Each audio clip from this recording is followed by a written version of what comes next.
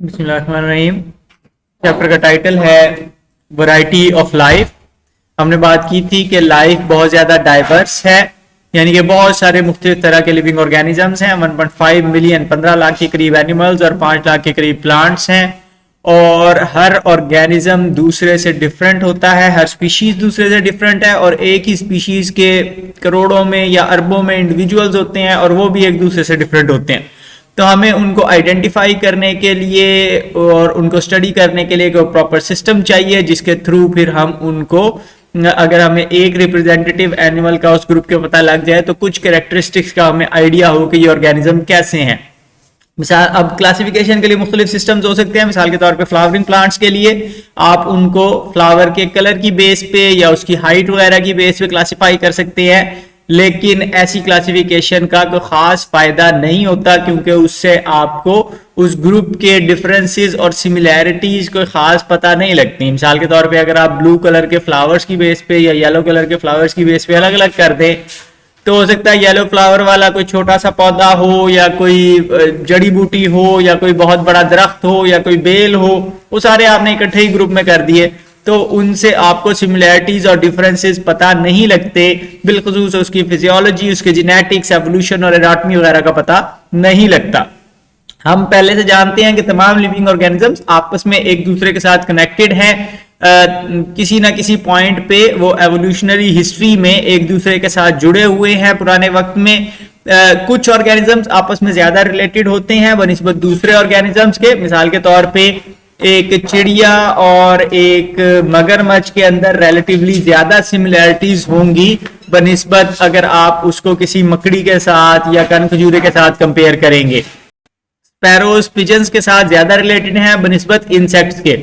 तो क्लासिफिकेशन के अंदर फिर हम ऑर्गेनिजम्स के रिलेशनशिप्स आपस में मालूम करने की कोशिश करते हैं कि कौन सा ऑर्गेनिज्म किसके साथ रिलेटेड है, और फिर उनके हम ग्रुप्स बनाते हैं, और अमूमन उसके लिए हम होमोलॉजीज यानी कि उनकी सिमिलैरिटीज, स्ट्रक्चरल सिमिलैरिटीज की उनका सहारा लेते हैं बायोकेमिस्ट्री, सेल बायोलॉजी और जेनेटिक्स की बुनियाद पर, और फिर हम बड़े ग्रुप्स को छोटे ग्रुप्स में डिफरेंसेस की बुनियाद पर डिवाइड करते चले जाते हैं। तो जो सबसे छोटा ग्रुप हमें नेचर में मिलता है उसको हम स्पीशीज कहते हैं। स्पीशीज की डेफिनेशन इंपॉर्टेंट है, पेपर में पूछी जाती है बार बार। तो species is a group of natural populations that can interbreed freely among themselves, produce fertile offspring and remain reproductively isolated from other such groups in nature. तो नेचुरल पॉपुलेशन होगी, पॉपुलेशन जो एक वक्त में एक जगह पे रह रहे हों, एक स्पीशीज के एक जैसे इंडिविजुअल्स, तो वो नेचुरल होनी चाहिए पॉपुलेशन, यानी कि आपने जबरदस्ती पिंजरों में बंद ना किए हुए हों, कुदरती तौर पे वहां रहते हों, आपस में इंटरब्रीड करते हों, जो बच्चे पैदा करें वो भी आगे रिप्रोड्यूस कर सकें, और वो रिप्रोडक्टिवली आइसोलेटेड हो, यानी कि दूसरे ऑर्गेनिजम्स के साथ, दूसरे ग्रुप्स के साथ रिप्रोड्यूस ना करते हो, तो उसको हम स्पीशीज कहते हैं। अब ये डेफिनेशन चूंकि सेक्सुअल रिप्रोडक्शन की बुनियाद पर है, तो ये एसेक्सुअल रिप्रोडक्शन करने वाले ग्रुप्स के ऊपर अप्लाई नहीं होती, उनके लिए हमें कोई डिफरेंट डेफिनेशन चाहिए होगी। हर स्पीशीज दूसरे से यूनिक होती है, उनकी morphology, anatomy, behaviour, ecology, physiology, biochemistry, सारी चीजें दूसरों से यूनिक होती हैं, और एक स्पीशीज और दूसरी स्पीशीज के दरमियान, दो स्पीशीज के दरमियान कोई जेनेटिक एक्सचेंज अमूमन पॉसिबल नहीं होता। हर स्पीशीज इंडिपेंडेंट एवोल्यूशनरी यूनिट होती है, यानी कि वो अपने हालात, अपने ऊपर पड़ने वाले प्रेशर्स वगैरह की वजह से, अपनी जरूरियात की बुनियाद पे वो अलग तरीके से इवॉल्व हो रही होती है, दूसरी स्पीशीज अलग इवॉल्व हो रही हैं, तो वो इंडिपेंडेंट एवोल्यूशनरी यूनिट है।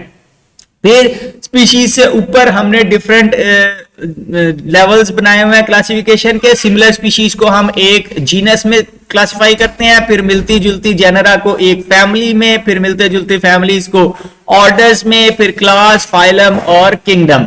ठीक है, तो स्टेप बाय स्टेप हमने सिमिलैरिटीज की बेस पे उनको ग्रुप किया हुआ है।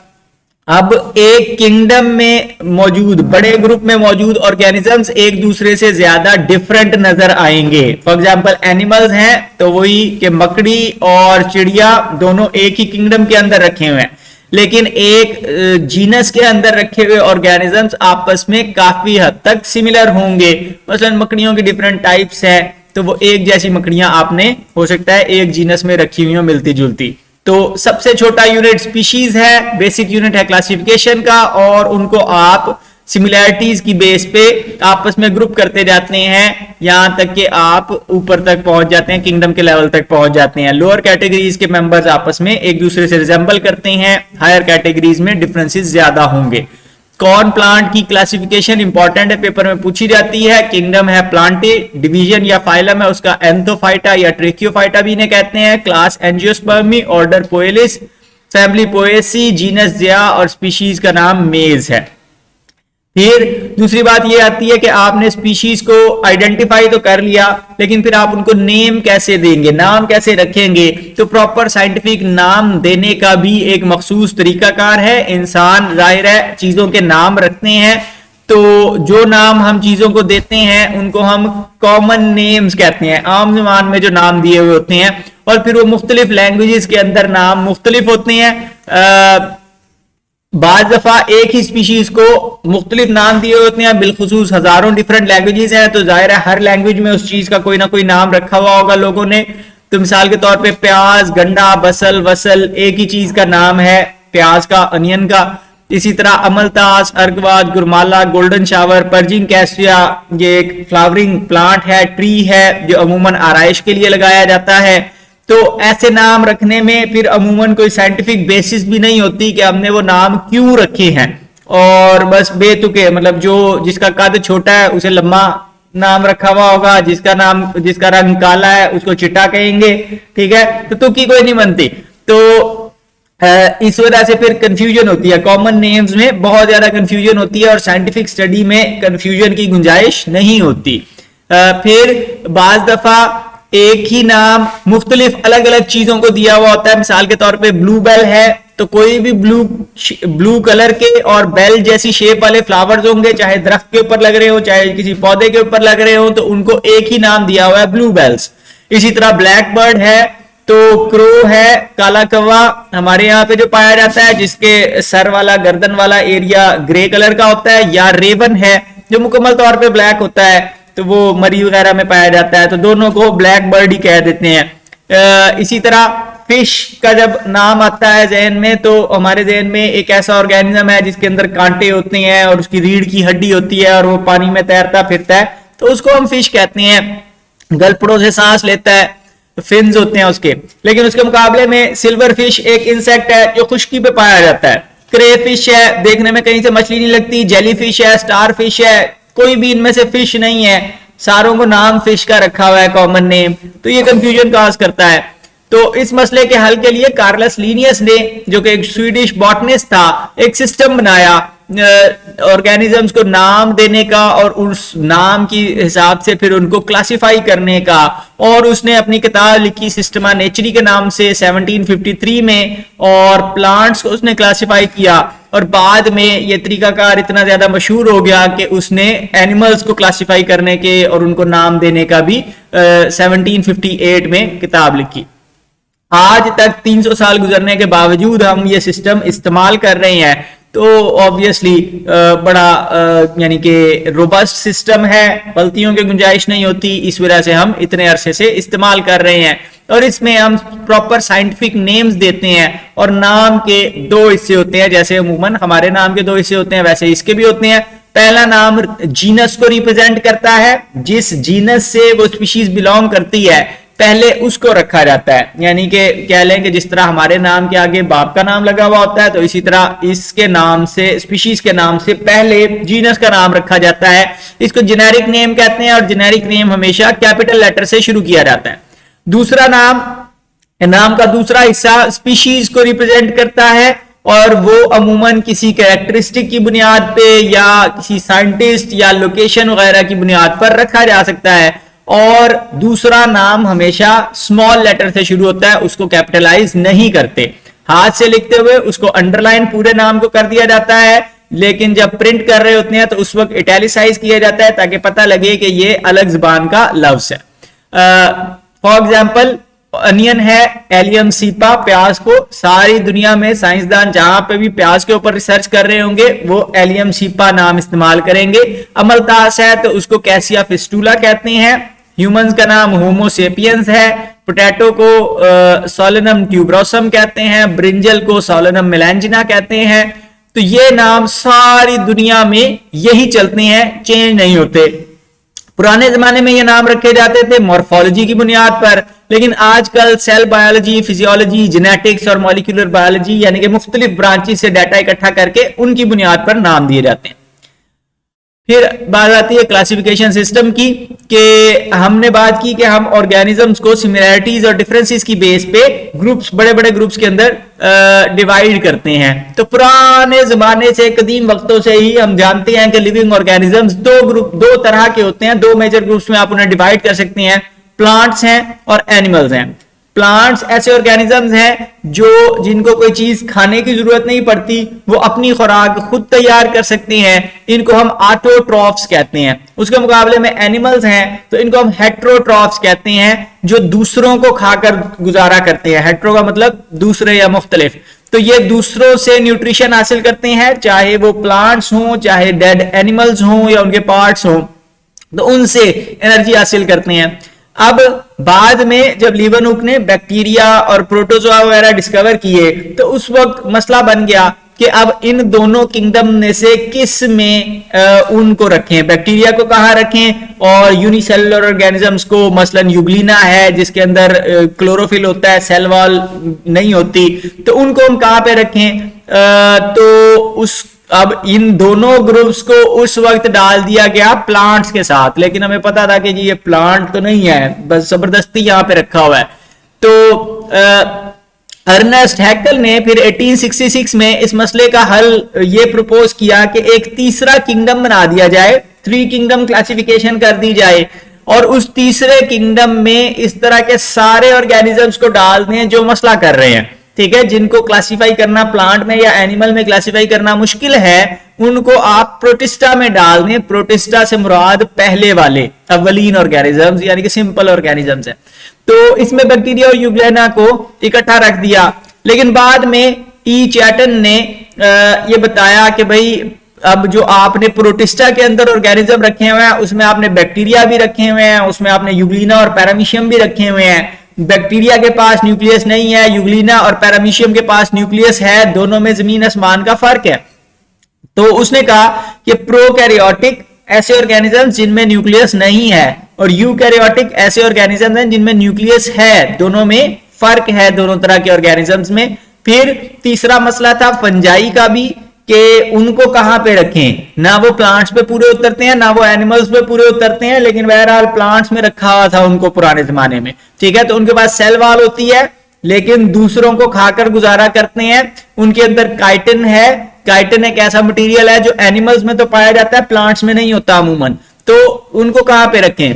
तो इस मसले का हल करने के लिए फिर रॉबर्ट विटिकर ने 1969 में 3 कैरेक्टरिस्टिक्स की बुनियाद पर 5 किंगडम्स मुतारिफ करवाए। उसने 5 ग्रुप्स में ऑर्गेनिजम्स को डिवाइड कर दिया, और वो कौन कौन सी हैं। नंबर 1 किंगडम मोनेरा है, मोनेरा के अंदर हमने रखे हुए हैं प्रोकैरियोटिक मोस्टली यूनिसेलुलर ऑर्गेनिजम्स, ठीक है, जिनके अंदर न्यूक्लियस नहीं है, उन सब को आपने इकट्ठा कर दिया किंगडम मोनेरा के अंदर।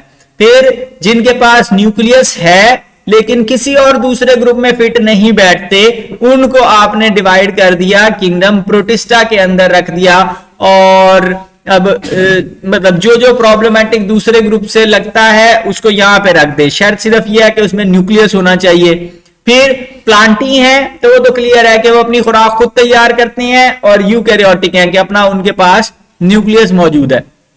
फिर फंजाई हैं तो वो भी यूकैरियोटिक हैं और हेट्रोट्रॉफ हैं। अच्छा, पहला लेवल है न्यूक्लियस की बुनियाद पे फर्क कर रहे हैं आप, ठीक है, कि न्यूक्लियस है या नहीं है, जिनमें नहीं है सारे अलग कर दिए।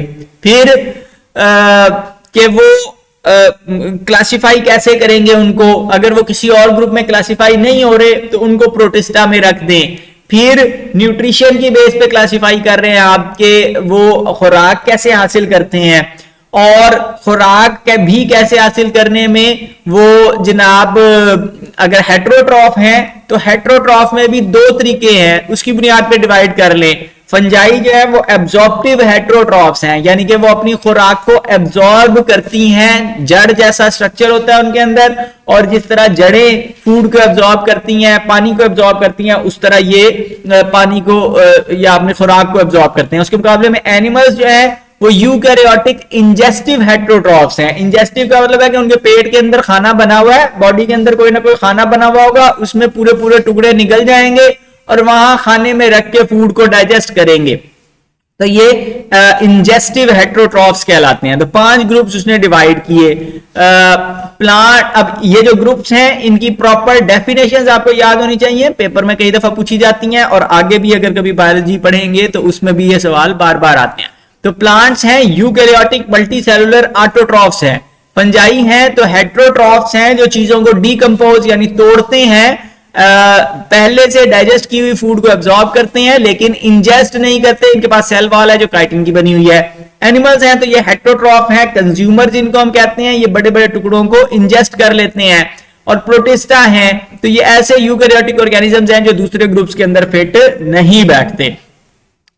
तो लिन मार्गुलिस और कार्लिन श्वार्ट्ज ने 1988 में इस सिस्टम को फर्दर इंप्रूव किया on the basis of cellular organization, mode of nutrition, cell biology, genetics और ऑर्गेनेलिज ऑफ सिम्बायोटिक ओरिजिन, मसलन माइटोकॉन्ड्रिया और क्लोरोप्लास्ट। तो उनकी बुनियाद पर उसने इस सिस्टम को फर्दर इंप्रूव किया। किंगडम्स वही हैं, नाम चेंज है। किंगडम प्रोकैरियोटे या किंगडम मोनेरा है जिसमें आपने प्रोकैरियोटिक ऑर्गेनिजम्स रख दिए। प्रोटोक्टिस्टा है वही प्रोटिस्टा वाले जो किसी दूसरे किंगडम में फिट नहीं आते लेकिन यूकैरियोटिक हैं तो उनको यहां पे रख दें। प्लांटी, एनिमेलिया और फंजाई वैसे ही हैं। फिर कुछ ऐसी चीजें हैं जो इन 5 किंगडम्स में फिट नहीं बैठती, तो उनको हम अलहदा से इस चैप्टर में स्टडी कर रहे थे। प्रायोन्स हैं सबसे पहले, सबसे सिंपल इन्फेक्शियस प्रोटीन्स हैं, लीस्ट अंडरस्टूड माइक्रोब्स यानी कि रिसेंटली डिस्कवर हुए हैं तो इनके बारे में हमें ज्यादा नॉलेज नहीं है। 1983 में पहली दफा हमें मालूम हुआ कि ये एग्जिस्ट करते हैं। ये बेसिकली इन्फेक्शियस प्रोटीन्स हैं, यानी कि ऐसी प्रोटीन्स जो एक इंडिविजुअल से दूसरे इंडिविजुअल में फैल सकती हैं और उनको अमूमन बीमार करती हैं। इनके पास कोई जेनेटिक मटेरियल मौजूद नहीं है, डीएनए या आरएनए मौजूद नहीं है, सिर्फ प्रोटीन है, एक से दूसरे को फैल जाती है। मिसाल के तौर पे मैड काउ डिजीज है जो काउज में होती है। गाय की बाकियात खिलाने की वजह से, गाय का गोश्त वगैरह खिलाने की वजह से, बिलखुसूस ब्रेन टिश्यू खिलाने की वजह से उनके अंदर उनका ब्रेन डैमेज होना शुरू हो जाता है प्रायोन्स की वजह से। तो इसी तरह कुरू एक बीमारी है जो इंसानों को खाने की वजह से, कैनिबलिज्म की वजह से होती है।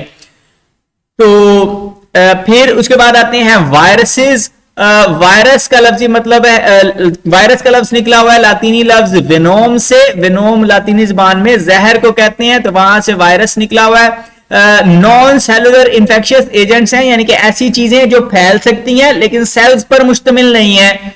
आरएनए या डीएनए की जीनोम होती है इनके पास और एक प्रोटीन कोट के अंदर कवर्ड है, यानी कि इनके ऊपर प्रोटीन चढ़ाई हुई है। लिविंग सेल्स के अंदर मल्टीप्लाई कर सकते हैं, बीमार कर सकते हैं, सेल से बाहर डेड कंसीडर होंगे। मिसाल के तौर पे हेपेटाइटिस, एड्स और स्मॉल पॉक्स काज करने वाले वायरसेस हैं। वायरोलॉजी हम कहते हैं स्टडी ऑफ वायरसेस को। वायरसेस बजाते खुद मल्टीप्लाई नहीं कर सकते, इनको मल्टीप्लाई करने के लिए होस्ट की मशीनरी दरकार होती है। होस्ट सेल में मौजूद होंगे तो मल्टीप्लाई करेंगे। बहुत सारी वायरल डिजीजेस हम पुराने जमाने से जानते हैं। मिसाल के तौर पे जो सबसे पहली वैक्सीन एडवर्ड जेनर ने बनाई थी वो भी स्मॉल पॉक्स के अगेंस्ट थी। स्मॉल पॉक्स एक बड़े पुराने वक्त से लोग जानते हैं इस बीमारी को। तो अमूमन चेहरे के ऊपर और जिस्म के बाकी हिस्सों के ऊपर दाग बन जाते हैं, गड्ढे बन जाते हैं, सुराख बन जाते हैं जो जाहिर खूबसूरती के ऊपर इफेक्ट डालते हैं। लेकिन एडवर्ड जेनर ने यह देखा कि जिन लोगों को काउपॉक्स हो जाती है उनको जिंदगी में दोबारा स्मॉल पॉक्स नहीं होती। उसको एक गवालन ने बताया कि जी बचपन में हमें गायों के साथ रहते हुए काउपॉक्स हो जाती है और उसकी वजह से हमें आइंदा कभी स्मॉल पॉक्स नहीं होती। तो उसने काउपॉक्स एक 8 साल के बच्चे के अंदर इंजेक्ट की और उसके बाद फिर उसको स्मॉल पॉक्स इंजेक्ट की तो उस बच्चे को स्मॉल पॉक्स की अलामात बिल्कुल भी नहीं आई। तो इससे उसने ये तरीका निकाला कि बच्चों को काउपॉक्स लगा दी जाए काउपॉक्स हल्की सी बीमारी है, हल्का फुल्का बुखार होता है, तो खास मसला नहीं होता, लेकिन बाद में वो बच्चे स्मॉल पॉक्स से बच जाते हैं। तो इस तरीके से फिर वैक्सीनेशन का आगाज हुआ कि आप डेड या वीक वायरसेस को या बैक्टीरिया को जिस्म में दाखिल कर देते हैं, बॉडी उनको पहचान जाती है, लेकिन चूंकि वो डेड हैं या वीक हैं तो वो बीमार नहीं कर पाते। बाद में आप नया जब असल वायरस या बैक्टीरियम जिस्म में दाखिल होता है तो बॉडी उसके खिलाफ पहले से तैयार होती है, उसको डिस्ट्रॉय कर देती है। इस टेक्निक को वैक्सीनेशन कहते हैं, वैका लातीनी जबान में काओ को कहते हैं। तो लुइस पास्चर ने यह नाम दिया था एडवर्ड जेनर के एजाज में। चार्ल्स चैम्बरलेन ने 1884 में यह देखा कि बैक्टीरिया पोर्सिलेन फिल्टर से नहीं गुजर सकते। वायरस को माइक्रोस्कोप से इसलिए नहीं देख सकते कि आपकी जो सबसे बड़े वायरस हैं वो तकरीबन 250 नैनोमीटर के हैं, ठीक है। उसके मुकाबले में लाइट की वेवलेंथ कितनी होती है? 400 नैनोमीटर, तकरीबन 400 नैनोमीटर से लेकर 700 नैनोमीटर। तो जो चीज लाइट की वेवलेंथ से भी छोटी है वो लाइट से कैसे देखेंगे? तो चार्ल्स चैम्बरलेन ने 1884 में यह दिखाया कि बैक्टीरिया पोर्सिलेन फिल्टर से नहीं गुजर सकते, लेकिन जिस बीमारी की वजह से रेबीज होती है वो पोर्सिलेन फिल्टर से गुजर जाता है, ठीक है। तो पहली दफा उसने ये दिखाया कि रेबीज बैक्टीरिया की वजह से नहीं हो रही, किसी और चीज की वजह से हो रही है। तो उस वक्त इनको नाम दिया गया फिर वायरस, यानी कि लोगों ने समझा कि ये कोई जहरीला लिक्विड है जो मिसाल के तौर पे कुत्ते के थूक में मौजूद है और ये एक से दूसरे को ट्रांसमिट हो सकता है। बाद में आइवानोव्स्की ने यह दिखाया कि टोबैको मोज़ेक वायरस तंबाकू के पत्तों की एक बीमारी है, तो वो भी पोर्सिलेन फिल्टर से गुजर सकता है, यानी कि ये भी बैक्टीरिया की वजह से नहीं हो रही। फिर फुट एंड माउथ डिजीज के बारे में पता लगा, फिर येलो फीवर इंसानों की बीमारी है उसके बारे में पता लगा, फुट एंड माउथ डिजीज जानवरों की बीमारी है। तो मुख्तलिफ बीमारियां ऐसी नजर आना शुरू हुई जो पोर्सिलेन फिल्टर से गुजर जाती हैं, यानी कि ये बैक्टीरिया की वजह से नहीं हो रही। स्टैनली ने बिलाखिर 1935 में उस फिल्टरेबल एजेंट को, यानी कि वो जो फिल्टर होकर मटेरियल निकला था उसमें से पानी उड़ा दिया, तो पीछे वो प्योर क्रिस्टल्स हासिल हुई टोबैको मोज़ेक वायरस की। तो पता ये लगा कि ये कोई सॉलिड पार्टिकल्स हैं, एक्चुअली लिक्विड नहीं है, पानी के अंदर या थूक वगैरह के अंदर वो डिसॉल्व थे। केमिकल एनालिसिस से उनको पता लगा कि ये प्रोटीन और न्यूक्लिक एसिड्स पर मुश्तमिल है। अब तक बैक्टीरिया इंफेक्शियस एजेंट थे। आखिरी चीज जो बीमार करने के बारे में हमें पता है कि ये बीमार कर सकती है, तो वो काफी कॉम्प्लेक्स होते हैं इनकी निस्बत। ये सिर्फ दो चीजों पर मुश्तमिल है, वो हजारों तरह के मॉलिक्यूल से मिलकर बने हुए हैं, तो ये दूसरों से सिंपल है निस्बतन। वायरसेस के कुछ कैरेक्टरिस्टिक्स हैं कि वायरसेस एक्सट्रीमली स्मॉल होते हैं, 20 नैनोमीटर से लेकर 250 नैनोमीटर तक साइज हो सकता है। इलेक्ट्रॉन माइक्रोस्कोप के अंदर नजर आते हैं, आम बैक्टीरिया की निस्बत तकरीबन 10 से 1000 गुना छोटे हैं। इसी वजह से वो पोर्सिलेन फिल्टर से भी गुजर रहे थे। आर्टिफिशियल मीडिया के ऊपर, दूध, यखनी, शोरबे वगैरह के ऊपर इनको ग्रो नहीं करवाया जा सकता। ये सिर्फ सेल्स के अंदर मल्टीप्लाई करते हैं। अगर प्लांट सेल को इन्फेक्ट करता है तो प्लांट सेल पे ही मल्टीप्लाई करेगा, अगर एनिमल सेल का वायरस है तो एनिमल सेल पे ही ग्रो करेगा। मल्टीप्लिकेशन के प्रोसेस को रेप्लिकेशन कहते हैं, जिस दौरान वायरस की कॉपियां बनती हैं सेल के अंदर।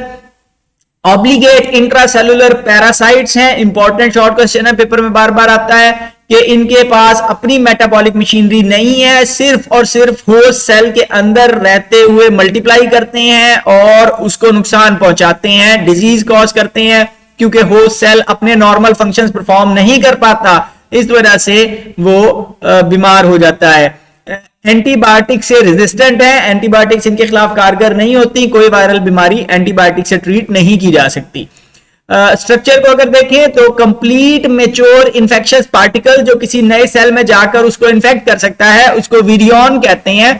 विरियन के अंदर जीनोम होती है, जीनोम डीएनए भी हो सकती है और आरएनए भी हो सकती है। नॉर्मली लिविंग ऑर्गेनिजम्स के अंदर डीएनए जीनोम होता है, उसके साथ ही जीनोम कवर्ड होता है एक प्रोटीन के कोट में जिसको कैप्सिड कहते हैं। कैप्सिड छोटे छोटे प्रोटीन के टुकड़ों से मिलकर बना हुआ है जिनको कैप्सोमियर्स कहते हैं।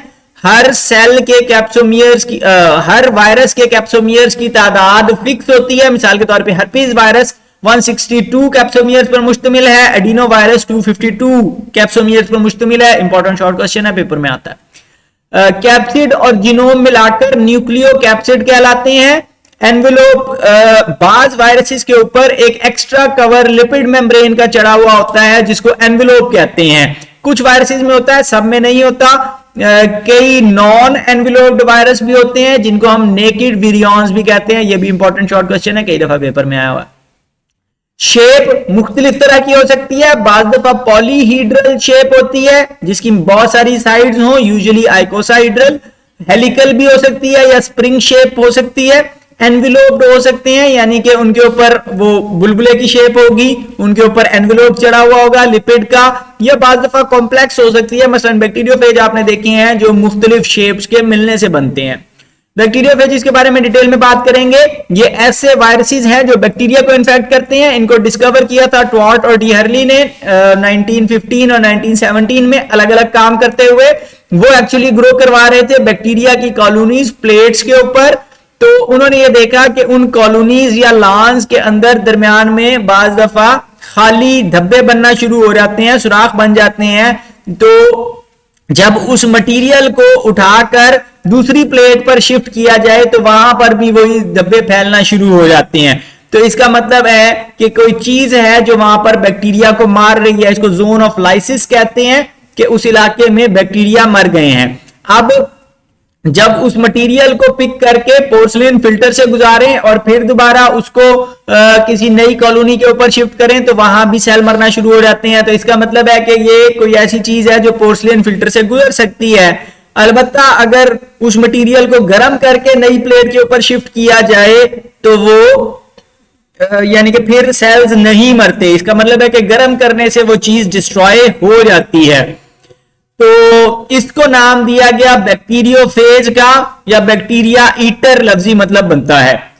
दो फॉर्म्स हो सकती हैं, हेलिकल या रॉड शेप के होते हैं, या क्यूबिकल या आइकोसाइड्रल होते हैं। बाज कॉम्प्लेक्स भी होते हैं। कॉम्प्लेक्स से मुराद यहां पे आपको दिखाया हुआ है, यानी कि बाज में सिर्फ हेड वाला पोर्शन होता है, बाज में सिर्फ रॉड शेप बॉडी होती है, और बाज में दोनों को कंबाइन कर दें कि एक हेड भी है और नीचे एक रॉड जैसा स्ट्रक्चर, हेलिकल स्ट्रक्चर भी लगा हुआ है।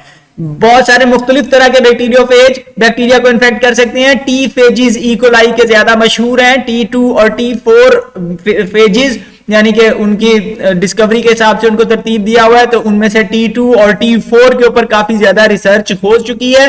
T4 बैक्टीरियोफेज को अगर देखें तो ये देखने में टैडपोल जैसा लगता है। इसका एक हेड है आइकोसाहिड्रल है और एक टेल है जो हेलिकल है। हेड के अंदर ऐसा लगता है जैसे दो पिरामिड्स को आपस में जोड़ा हुआ है, हेक्सागोनल सा नजर आता है, लेकिन एक्चुअली आइकोसाहिड्रल है, यानी कि इसके अंदर 20 ट्रायंगल्स आपस में जुड़ी हुई हैं। डबल स्ट्रैंडेड डीएनए इसके अंदर मौजूद होता है। टेल रिलेटिवली कॉम्प्लेक्स स्ट्रक्चर है उसका। टेल एक्चुअली आउटर एक उसकी प्रोटीन है जिसको शीथ कहते हैं।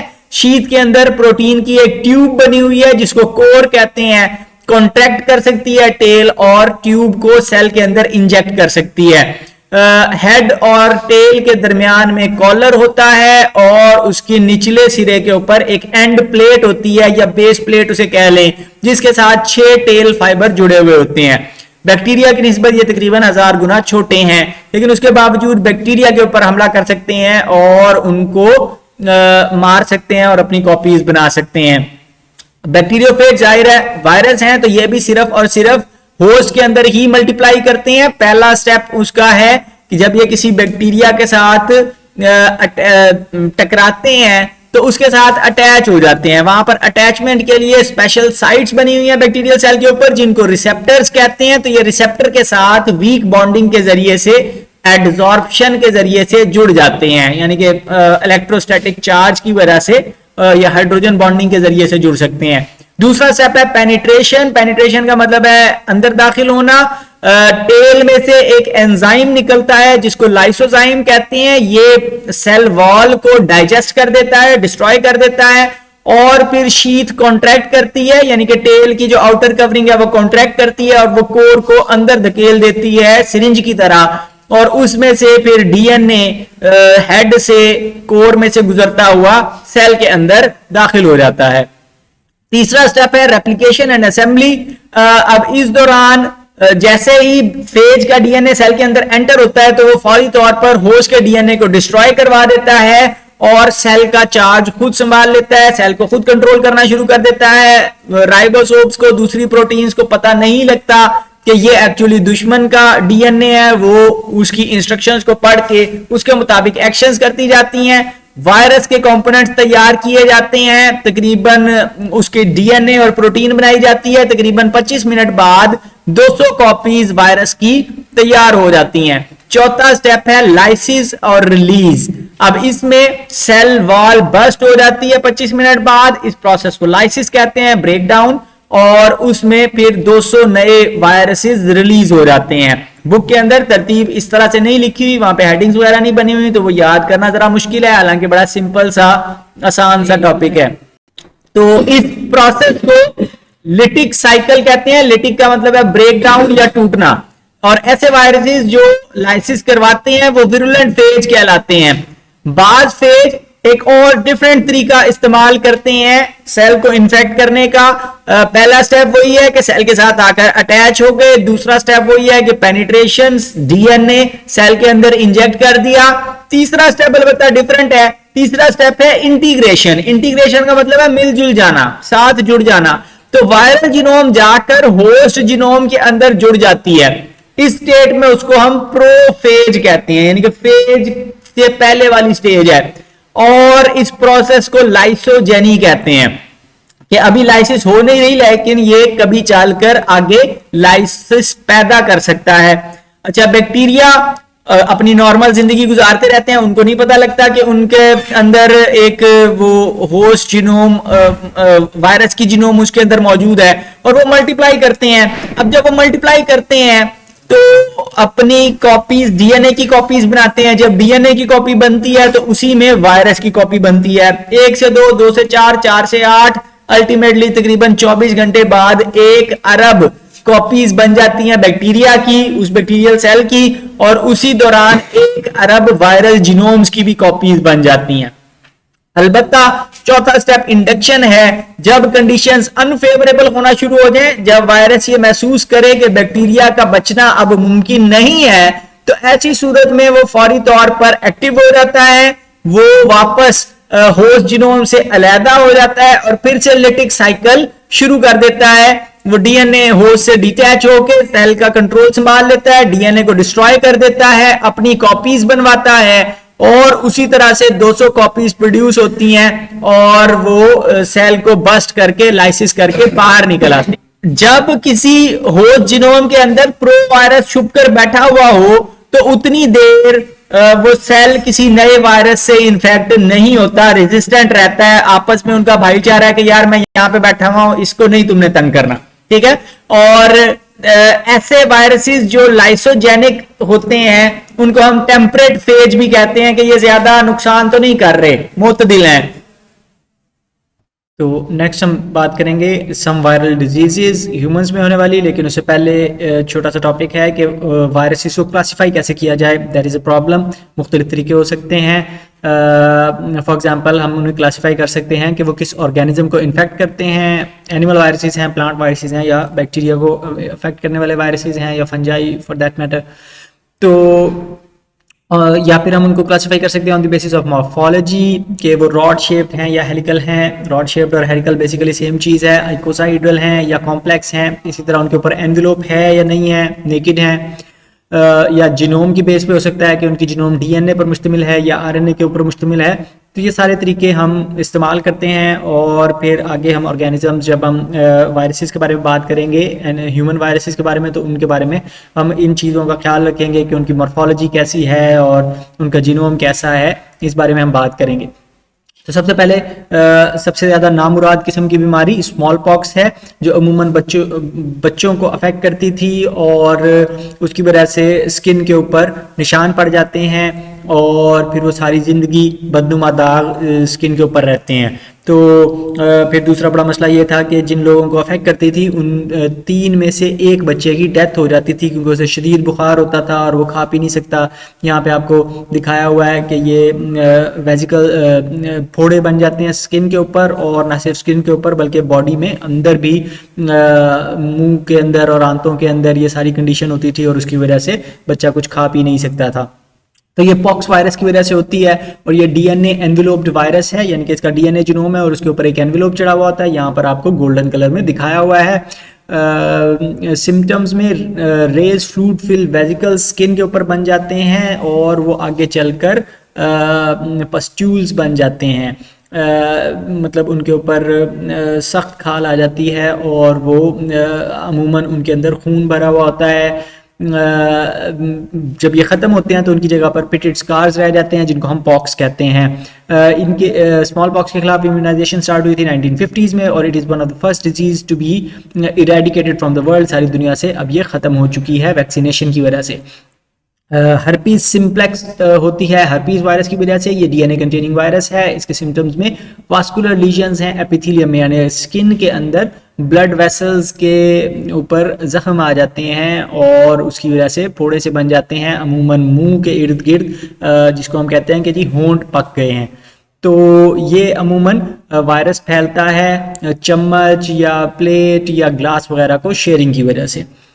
इसी तरह इन्फ्लुएंजा वायरस है, तो ये इन्फ्लुएंजा काज करता है। इन्फ्लुएंजा आम नज़ला ज़ुकाम से ज़रा सख्त किस्म की चीज़ है कि इसमें आपकी अलामात ज़्यादा शदीद होती हैं। एनवेलोप्ड आरएनए वायरस है, इसको फ्लू कहते हैं, और इसमें रनिंग नोज़ होती है, सर में दर्द होता है, तेज़ बुखार होता है और सर्दी लगती है और छींकें आती हैं, और छींकों के ज़रिए से वायरस फिर हवा में और वहाँ से दूसरे लोगों के सांस में शामिल हो जाता है।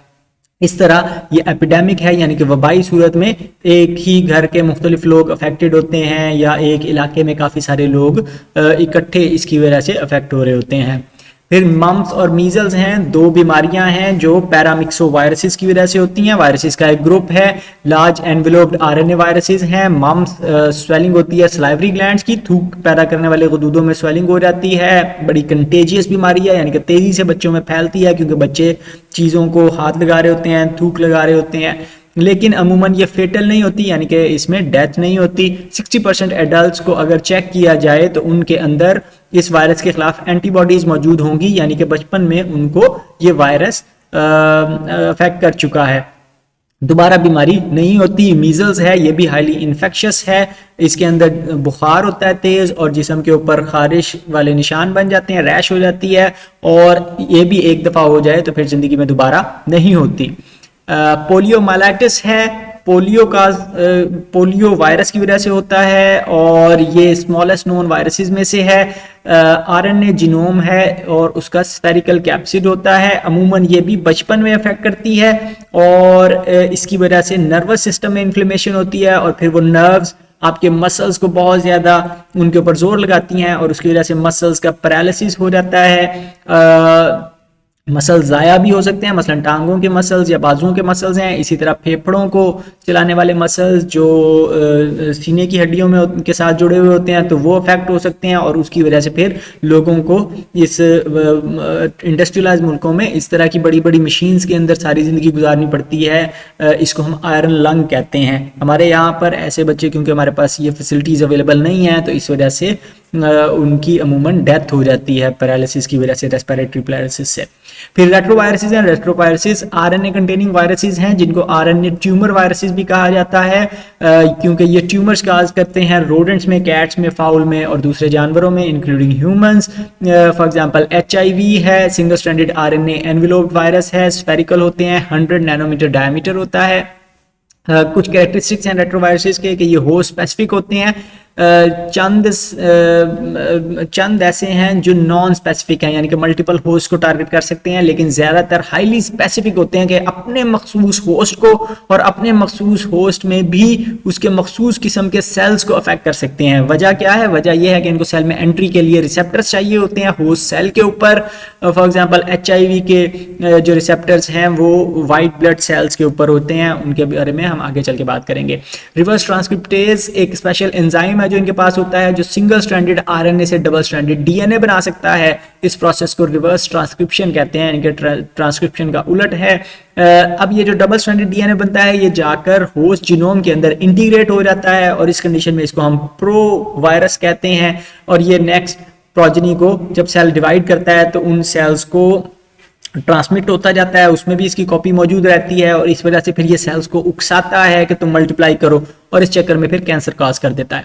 Acquired immune deficiency syndrome 1980s में होमोसेक्सुअल मेल्स में डिस्कवर हुआ था और बाद में ऐसे पेशेंट्स में भी डिस्कवर हुआ जिनको बार बार ब्लड लगता था या ब्लड प्रोडक्ट्स लगती थी, तो उससे अंदाज़ा हुआ कि ये सेक्सुअली ट्रांसमिटेड है या ये ब्लड के थ्रू भी ट्रांसमिट हो सकता है। 1984 में अल्टीमेटली वायरस डिस्कवर किया दो रिसर्च टीम्स ने, पास्चर इंस्टीट्यूट फ्रांस में और national institute of health USA में।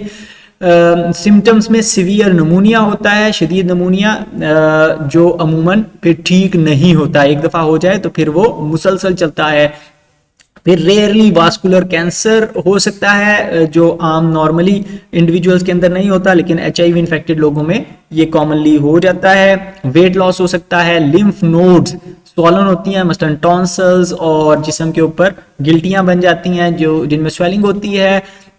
इसी तरह इम्यून सिस्टम मुकम्मल तौर पर फेल हो जाता है, वो बिल्कुल काम नहीं करता, तो कोई भी बीमारी आकर आपको इफेक्ट करती है तो वो बॉडी उससे रिकवर नहीं हो पाती, वो बीमारी फिर मुस्तकिल हो जाती है। होती कैसे है? बेसिकली HIV इन्फेक्ट करता है हेल्पर टी लिम्फोसाइट्स को, ये हमारे इम्यून सिस्टम का इंपॉर्टेंट पार्ट है और ये इम्यून सिस्टम बाकी सारे इम्यून सिस्टम को बताते हैं बेसिकली ये काम कैसे करना है, बीमारी के खिलाफ लड़ना कैसे है। तो जब ये इन्फेक्ट हो जाते हैं तो फिर इम्यून सिस्टम फेल हो जाता है और हमें दूसरी बीमारियां लग सकती हैं, सेंट्रल नर्वस सिस्टम भी इन्फेक्ट हो सकता है। मोड ऑफ ट्रांसमिशन क्या है, कैसे फैलती है? तो सेक्सुअल कांटेक्ट से फैल सकता है HIV, ब्लड ट्रांसफ्यूजन के जरिए से फैलता है अगर ब्लड को टेस्ट ना किया जाए, बर्थ के दौरान माँ से बच्चे को हो सकता है और ब्रेस्ट फीडिंग के दौरान भी हो सकता है। इसी तरह कॉमन सिरिंजेस ड्रग यूजर्स अक्सर इस्तेमाल करते हैं तो उसके जरिए से हो सकता है। सर्जिकल इंस्ट्रूमेंट्स गलती से दोबारा इस्तेमाल कर लिए जाएं तो उससे हो सकता है। इसी तरह हेल्थ केयर वर्कर्स को गलती से नीडल्स वगैरह कई दफ़ा चुभ जाती हैं तो उससे, पेशेंट की नीडल अगर आपको चुभ जाए तो उससे हो सकता है। बीमारी का इलाज कोई अवेलेबल नहीं है, वैक्सीन भी अवेलेबल नहीं है, कई वैक्सीन अंडर ट्रायल हैं लेकिन प्रॉपर इलाज अभी तक नहीं हो सका कोई भी। वाहिद सोल्यूशन ये है कि जिन सोर्सेज से वायरस जिस्म में दाखिल हो सकता है उनसे बचा जाए, इंट्रावीनस ड्रग्स यूज ना की जाएं, स्टीराइल सिरिंजेस इस्तेमाल की जाएं या सर्जिकल इंस्ट्रूमेंट अगर इस्तेमाल करने हैं तो इस चीज़ का यकीनी बनाया जाए कि वो स्टीराइल हैं। HIV इन्फेक्ट कैसे करता है सेल्स को? तो पहला स्टेप वही है, अटैचमेंट है। वायरस के पास स्पेशल ग्लाइकोप्रोटीन्स हैं जो यहाँ पे आपको नॉब लाइक स्ट्रक्चर्स नजर आ रहे हैं। ये वाइट ब्लड सेल्स के ऊपर एक स्पेशल रिसेप्टर होता है, प्रोटीन होती है जिसको CD4 रिसेप्टर कहते हैं, हेल्पर टी लिम्फोसाइट्स के ऊपर पाया जाता है। इंपॉर्टेंट ऑब्जेक्टिव हैं दोनों। तो ये हेल्पर टी लिम्फोसाइट्स के CD4 रिसेप्टर्स के साथ इसकी ग्लाइकोप्रोटीन जुड़ती है और उसकी वजह से ये सेल के अंदर एंट्री हासिल कर लेता है। फिर सेल में एंटर होने के बाद इसकी अनकोटिंग होती है, यानी कि वायरस की जीनोम जो कैप्सिड के अंदर बंद है तो कैप्सिड से बाहर निकल आती है और साइटोप्लाज्म में रिलीज हो जाती है। फिर इसके बाद रिवर्स ट्रांसक्रिप्शन का स्टेप होता है कि वायरल RNA से सिंगल स्ट्रैंडेड RNA से सिंगल स्ट्रैंडेड DNA बनाया जाता है। फिर वायरल RNA को रिमूव करके डबल स्ट्रैंडेड DNA बनता है और ये डबल स्ट्रैंडेड DNA जाकर होस्ट जीनोम के अंदर इंटीग्रेट हो जाता है और प्रो वायरस की कंडीशन में लंबे अरसे तक, कई सालों तक एग्जिस्ट करता है और उस दौरान फिर ये नए वायरल प्रोजेनी बनाता रहता है। अब ये मैसेंजर RNA बनाता है, उस मैसेंजर RNA से प्रोटीन्स बनती हैं, वायरस की प्रोटीन्स बनती हैं और वायरस के कैप्सिड के अंदर फिर जीनोम को पैक करके सेल से बाहर रिलीज कर दिया जाता है। रिलीज के लिए एक तरीकाकार इस्तेमाल होता है जिसको बडिंग कहते हैं, कि इसमें सेल की लाइसिस नहीं होती, ब्रेकडाउन नहीं होती, बल्कि सेल का एक पार्ट के अंदर जीनोम वगैरह को पैक करके मेम्ब्रेन के अंदर सेल से बाहर भेज दिया जाता है एक छोटी सी बड की फॉर्म में, वो आगे बाहर बुलबुला बन जाता है। फिर हेपेटाइटिस वायरस है। हेपेटाइटिस हम कहते हैं इन्फ्लेमेशन ऑफ लिवर को, मुख्तलिफ वजूहात की बिना पर हो सकता है, वायरस से, ड्रग से, टॉक्सिन से। सिम्टम्स में अमूमन जॉन्डिस यानी कि पीलिया, स्किन का पीला हो जाना, आंखों का पीला हो जाना, एब्डोमिनल पेन, लिवर के साइज की एनलार्जमेंट और फटीग और फीवर शामिल हैं। दो तरह से हेपेटाइटिस हो सकता है, माइल्ड या एक्यूट हो सकता है यानी कि निस्बतन कम शिद्दत का, या थोड़ी देर के लिए लेकिन शिद्दत वाला होगा, यानी कि कम वक्त वाला हो सकता है या लॉन्ग टर्म हो सकता है। लॉन्ग टर्म हेपेटाइटिस को हम क्रॉनिक हेपेटाइटिस कहते हैं, जो अल्टीमेटली लिवर कैंसर भी कॉज कर सकता है। बहुत सारे डिफरेंट वायरसेस हैं, मसलन हेपेटाइटिस ए वायरस है, इसको हम इन्फेक्शियस हेपेटाइटिस भी कहते थे। ये ह्यूमन फीसिस की कंटेमिनेशन से फैलता है, पानी अगर कंटेमिनेटेड पी रहे हैं आप तो उससे हो सकता है। आरएनए कंटेनिंग वायरस है, इसमें एनवेलोप नहीं होता, माइल्ड या शॉर्ट टर्म इसकी अमूमन अलामात होती हैं, लेस विरुलेंट है यानी कि बहुत शदीद नहीं होता, इसके खिलाफ वैक्सीन भी अवेलेबल है। हेपेटाइटिस बी वायरस को पुराने ज़माने में हम सीरम हेपेटाइटिस कहते थे, ये दूसरी मेन टाइप है हेपेटाइटिस की। डीएनए कंटेनिंग वायरस है जो गरीब मुल्कों मसलन चाइना, एशिया, फिलीपींस, अफ्रीका और मिडल ईस्ट में काफ़ी कॉमन है। बॉडी फ्लूइड्स के थ्रू फैलता है, मसलन ब्लड सीरम के थ्रू, ब्रेस्ट मिल्क के थ्रू, माँ से बच्चे के पैदाइश के दौरान, स्लाइवा से, सेक्सुअल कॉन्टैक्ट से फैल सकता है।